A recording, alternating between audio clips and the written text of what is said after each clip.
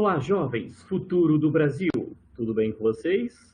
Não esqueçam de dar o like aqui no nosso canal. Gostou? Vozeirão assim, Rádio AM. Uou! Clube do Amor.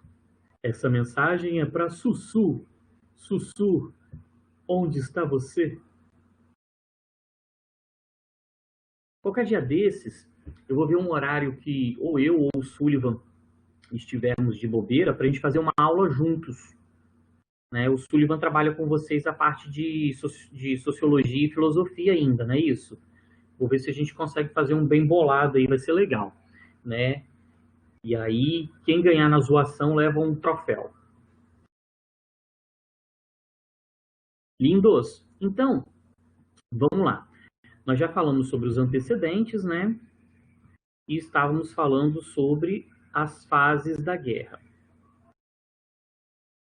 Belezinha, paramos aqui, certo?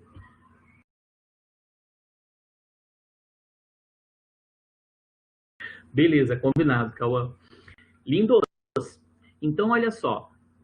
Nós tivemos a formação, então, de dois blocos, beleza? Esses aí são os atores principais desses blocos.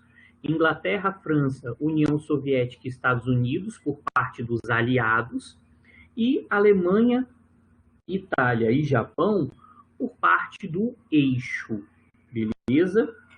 Aí alguém deve estar pensando assim, nossa, a bandeira do Japão é diferente? Sim, ela foi diferente aí durante esse período, tá bom?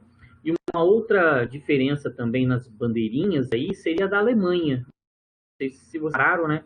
Esse emblema aqui das armas da Alemanha, ele representava o Ocidente, né? E deixou de existir com a reunificação da Alemanha Oriental e Ocidental em 1990.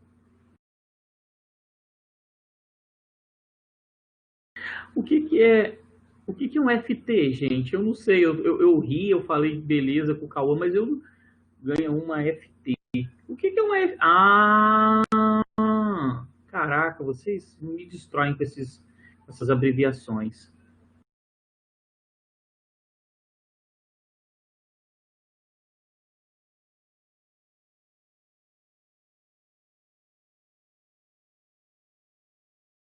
Ah,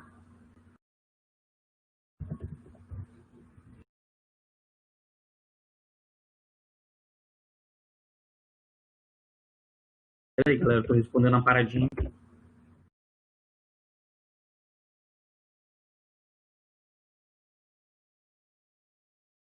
Caraca, uma foto, bicho. Porra. Tanta coisa bacana para ganhar. Vou ganhar uma foto com o Cauã. Eu acho que eu vou querer perder essa pro Sullivan. O Sullivan vai fazer mais gosto dessa foto. Galera, então nós tínhamos aqui, ó, dois grupinhos, tá? O eixo, que nós até chamamos lá de Roberto, né? Roma, Berlim e Tóquio. E os aliados que infelizmente não formam nenhum nome, beleza? Então, existiam esses dois blocos, eles foram consolidados com a entrada da União Soviética e dos Estados Unidos. Beleza? Deixa eu aumentar o pontinho aqui. Isso. União Soviética e Estados Unidos. Belezinha?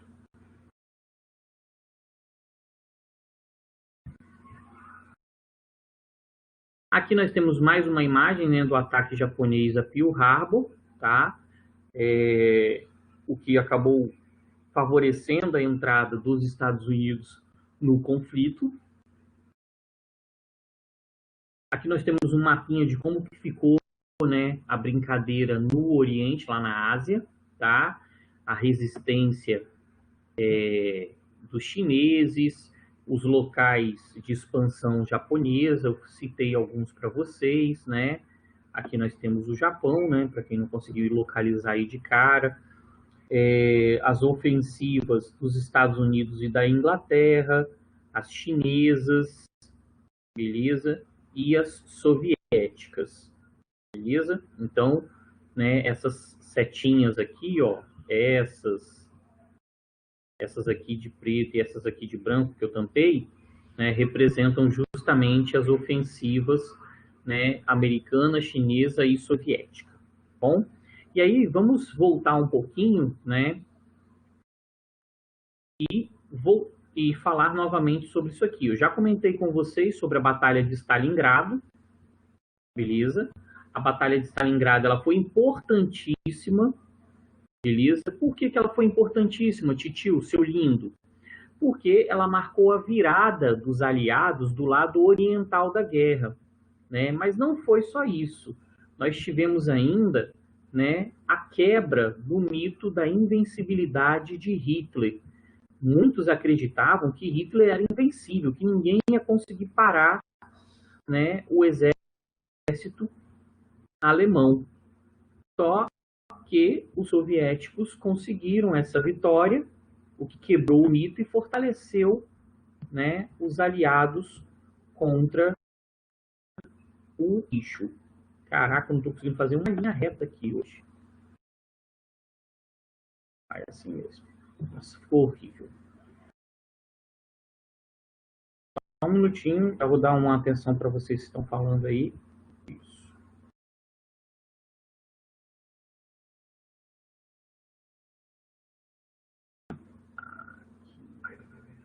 Retinho, retinho, retinho.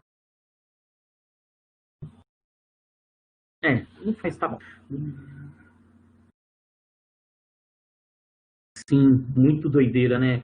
Foi uma, se não a mais sangrenta das batalhas. Como é que aconteceu essa investida aí que quebrou o mito da invencibilidade de Hitler e marcou a virada dos soviéticos, né? A virada dos aliados do lado oriental. As tropas da Alemanha, as tropas nazistas, elas foram sendo conduzidas pela tática da terra arrasada até a União Soviética. A cidade foi abandonada, né, como as demais cidades no processo da terra arrasada. Os nazistas invadiram a cidade foi cercada e aí começou um bombardeio épico. Então, né, nós tivemos aí uma quantidade de mortos gigantescas só na batalha. Beleza? Tipo Cariacica num final de semana mais agitado, ok? Então, na Batalha de Stalingrado aqui, nós tivemos a quebra do mito da Alemanha e nós tivemos, né, o mito da invencibilidade da Alemanha, né? E nós tivemos a virada dos aliados do lado oriental. Usando muito essa questão do lado oriental, porque, como eu já falei com vocês, o dia D representou também uma virada do lado ocidental. E algumas questões, principalmente as discursivas de história, elas batem muito nessa questão da importância ou do dia D, ou da Batalha de Stalingrado, ou até mesmo dos dois episódios.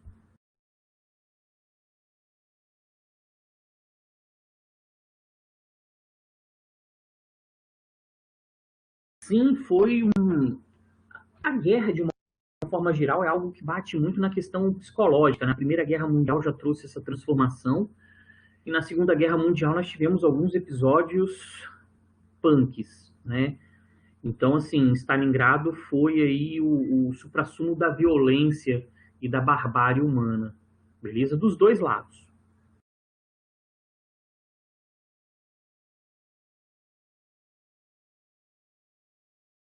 Aqui nós temos um episódio interessantíssimo após a Batalha de Stalingrado também, que foi a Conferência de Teherã.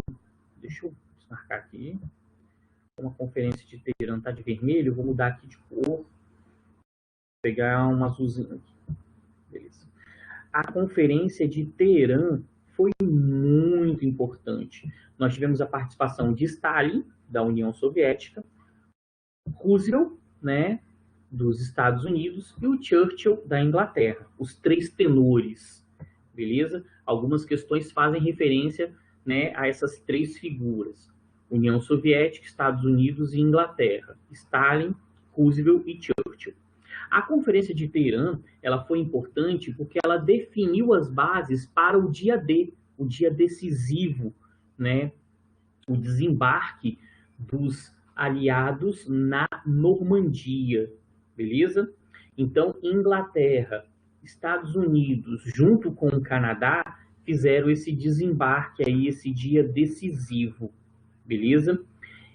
E os soviéticos, o que, que eles ganharam com isso? Stalin conseguiu anexar 3 territórios com o apoio dele ao dia D. Na Conferência de Teherã, a União Soviética foi autorizada a anexar 3 territórios: Letônia, Estônia e Lituânia. Beleza? Deixa eu ver se eu consigo identificar aqui no mapinha para vocês. Deixa eu ver se eu volto aqui no mapinha. Mais ou menos onde ficariam esses territórios. Aqui, ó. Tá vendo, galera? Estônia até a Lituânia. Estônia, Letônia e Lituânia. Beleza? Esses 3 territórios foram anexados pela União Soviética, né, na Conferência de Teherã, em troca do dia D, do apoio da União Soviética no dia D, no dia decisivo. Beleza? Dúvidas até aqui, meus lindos? Não? Beleza? Então vamos avançar mais um pouquinho. Qualquer coisa, coloca aí no bate-papo aí, nós vamos conversando. E aí nós tivemos o dia D. O dia decisivo, beleza? Quando nós tivemos o desembarque dos aliados, né, norte-americanos, canadenses e ingleses na Normandia, no norte da França, para libertar a França e começar o avanço do lado ocidental da guerra contra os nazistas. Beleza? De economia e super ofertas que você só encontra aqui. Ó, fizemos propaganda para o Estrabon, depois vamos pedir nosso cachê. Então, galera, o dia D, né, e eu sempre quando penso no dia D, eu lembro, assim, eu faço essa comparação, eu gosto muito de historinhas em quadrinhos, assim, para tentar relacionar com a história mesmo, né.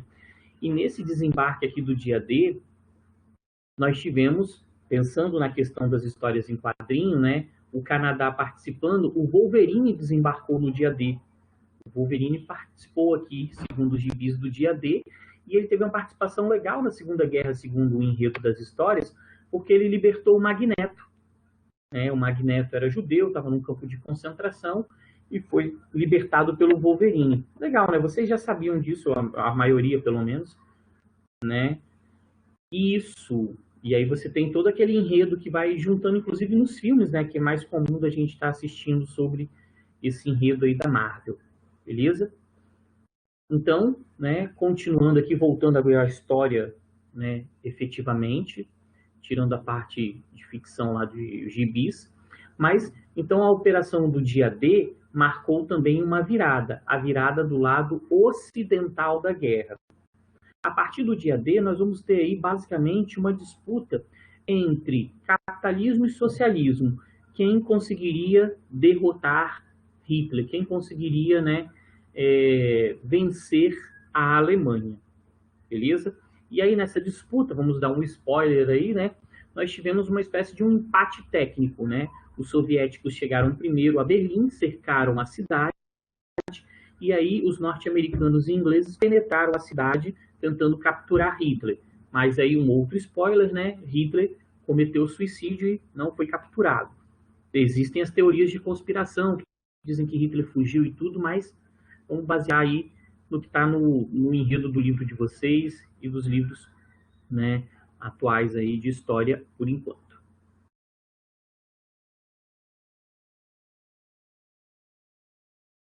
Aqui nós temos, né, parece uma imagem do 700, né, ali na Expedito Garcia, mais um tanque, né, durante o dia D, beleza? Depois do recesso, eu vou tentar disponibilizar para vocês, eu tenho muitas fotos sobre Segunda Guerra Mundial. Muitas fotos mesmo, assim.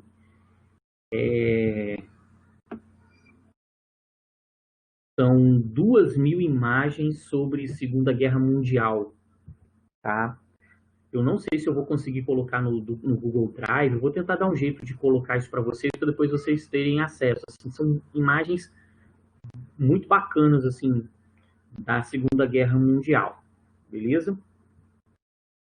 Então, vamos prosseguindo. Aqui nós vamos fazer um pequeno retorno, né, 1939, já que nós estamos começando a entrar na parte do avanço dos aliados, beleza? Nós vamos começar a falar aí, né, da derrota da Itália, né, da derrota da Alemanha e, por último, a derrota do Japão, né? Então, o eixo caiu nessa ordem: Itália, Alemanha e Japão, beleza?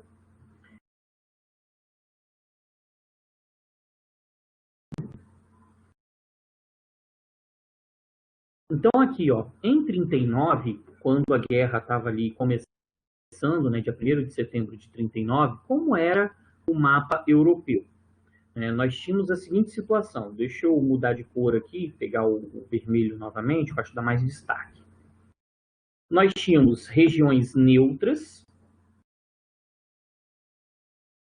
né, que eram de extrema direita, ou seja, estavam ligadas à Alemanha. A Alemanha já dominava todos esses territórios, Alemanha, Tchecoslováquia, Áustria. A Itália estava junto com a Alemanha e nós tínhamos o Pacto de Não Agressão Nazi-Soviético, né, que deu à Alemanha, né, esse apoiozinho aqui. Quem estava em oposição à Alemanha, né, no início da guerra? A Inglaterra, né, a Grã-Bretanha, a França e Polônia. A Polônia foi invadida no dia 1º e foi dividida entre Alemanha e União Soviética. A Alemanha, então, né, ela avançou aqui sobre esses territórios.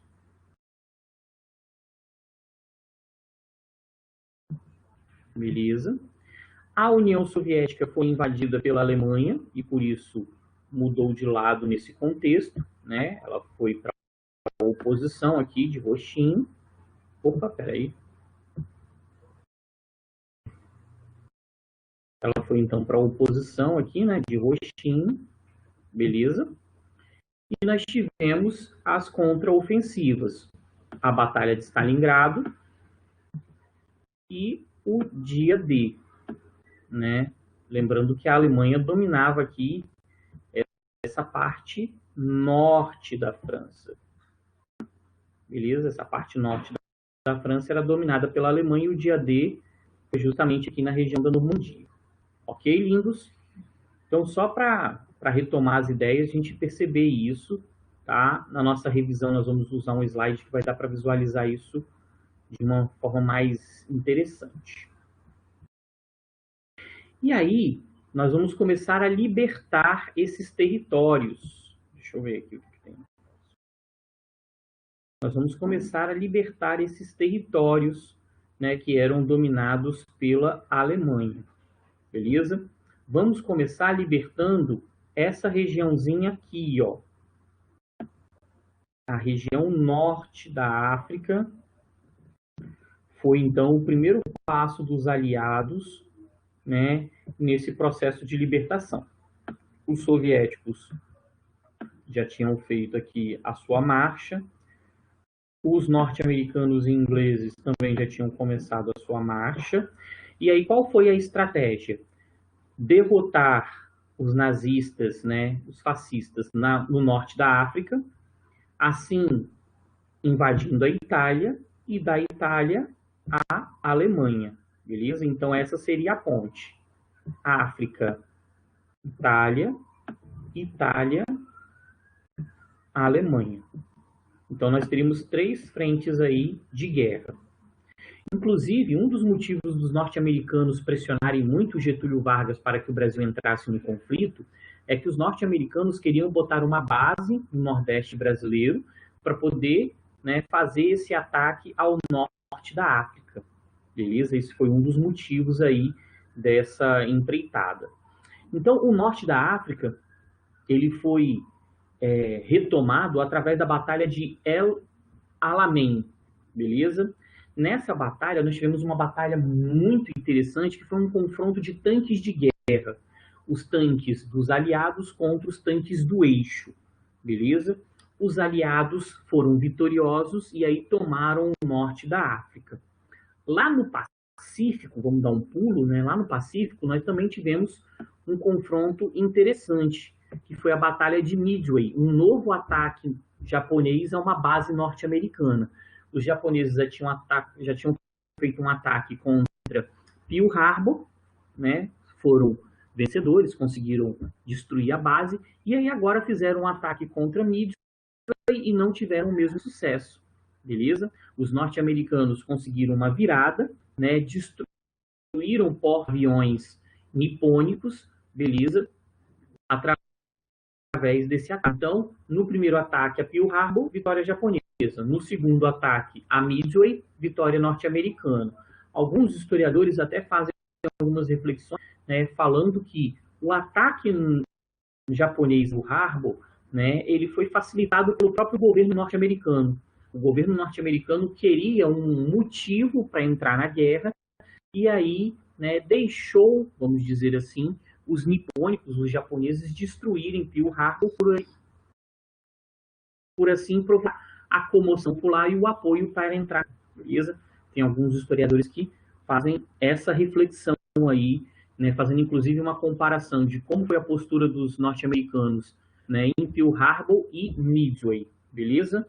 Lógico que nós temos momentos distintos, né? Os norte-americanos estavam na guerra no ataque a Pearl Harbor e em Midway já estavam no confronto, então a atenção para a guerra era bem maior.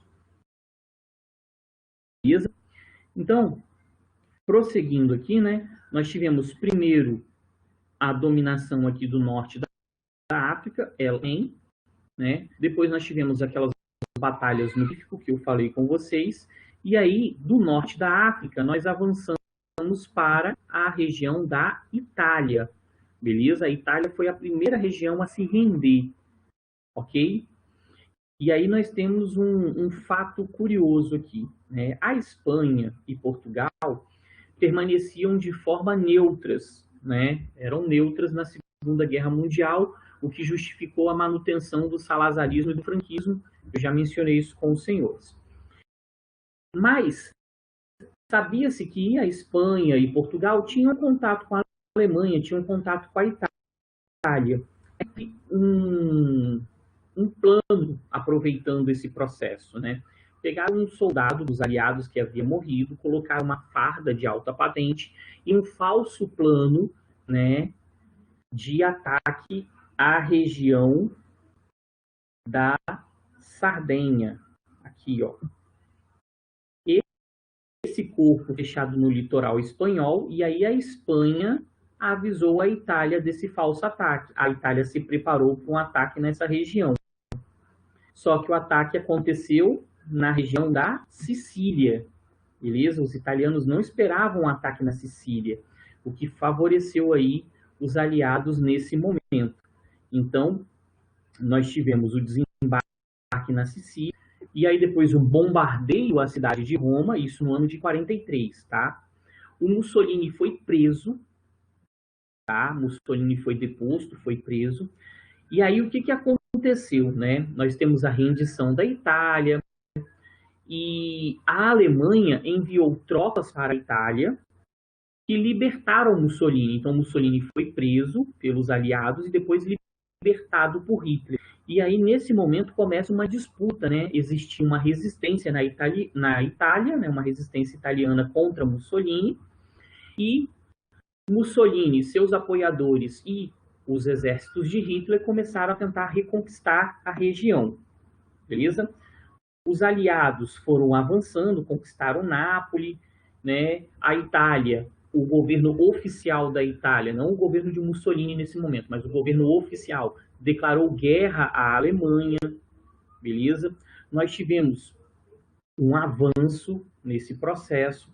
Mussolini foi mais uma vez preso, já em 45, beleza?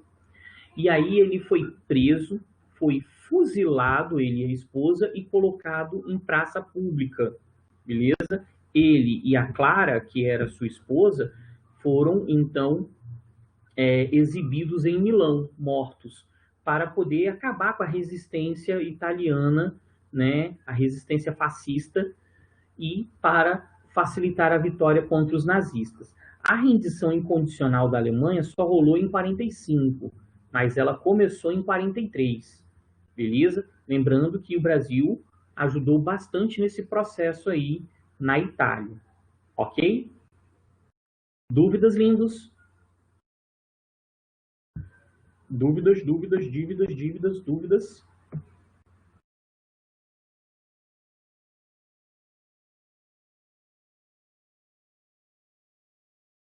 Aqui, né, a questão do mau tempo, que eu já tinha comentado com vocês que acabou dificultando o desembarque na Normandia, beleza? Mas ele precisava acontecer. E aí nós vamos começar a discutir o fim da guerra depois do recesso.